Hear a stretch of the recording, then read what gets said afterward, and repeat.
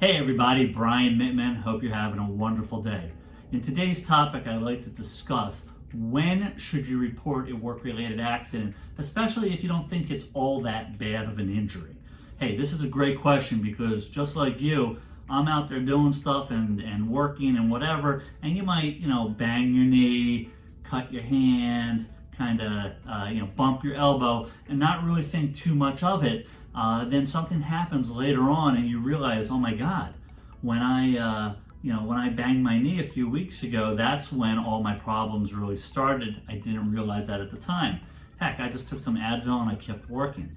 That's a great work ethic, and I personally greatly appreciate it, but it's super important to understand that if you do not properly report a work-related injury, you could give up. You could lose, forget give up, you could lose all your benefits. You could, not get medical care. You could not get lost wages. You might not even get any money for any type of permanent injury. Then what are you going to do? And I see this over and over, particularly in the world of construction. You're out there, you're working hard, you're doing a job, you might have a foreman or a boss who's kind of pushing you to get that job done. You want to get that job done. And the little things in life happen. You bang an elbow, you kind of pinch a finger, you knock your head, but you're wearing a helmet, no big deal. But if you do not report an injury, you can actually lose all of your benefits. And it's really important. So let me tell you a really quick story. I had a guy the other day who was working, wearing his safety gloves, doing his thing and moving a whole bunch of debris. And all of a sudden, something happened to his hand. He doesn't know whether he got bit by a spider or something kind of poked through the glove or whatever it was. He didn't think much of it.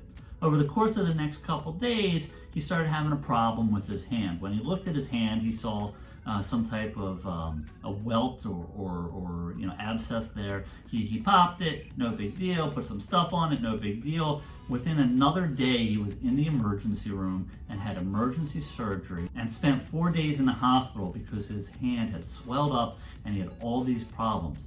Why? Because something little happened. He didn't get medical care right away. He didn't think about it. He didn't tell anybody about it.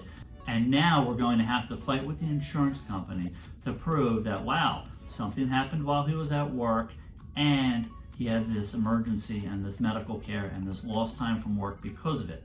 The good news is, in the hospital records, there is a discussion with the nurse about what happened, and he talked about how he had injured his hand a couple of days before. So here's my advice to any worker. I call it the file and forget method. What you do is this. Let's say you bang your knee while you're on the job. And it's more than just a glancing blow. It's like, whoa, that hurt. You took a couple minutes off and you got back to work. What I would suggest you do is this.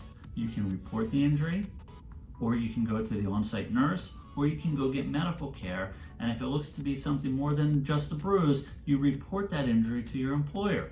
You then don't have to do anything after that. As long as you have reported it and gotten medical care, you're supposed to file a claim, you're supposed to do all this stuff. But if you want to try to protect yourself and you're not that worried about it, then file and forget it, because here's what will happen.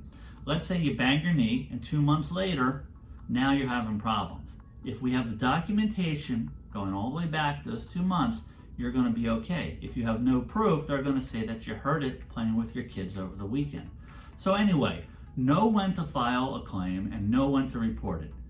Always report an injury, always get some quick medical care, and then if you can, file a claim. But again, report the accident to your employer and get on with your life. If you have any questions about this, give me a shout out. Thank you.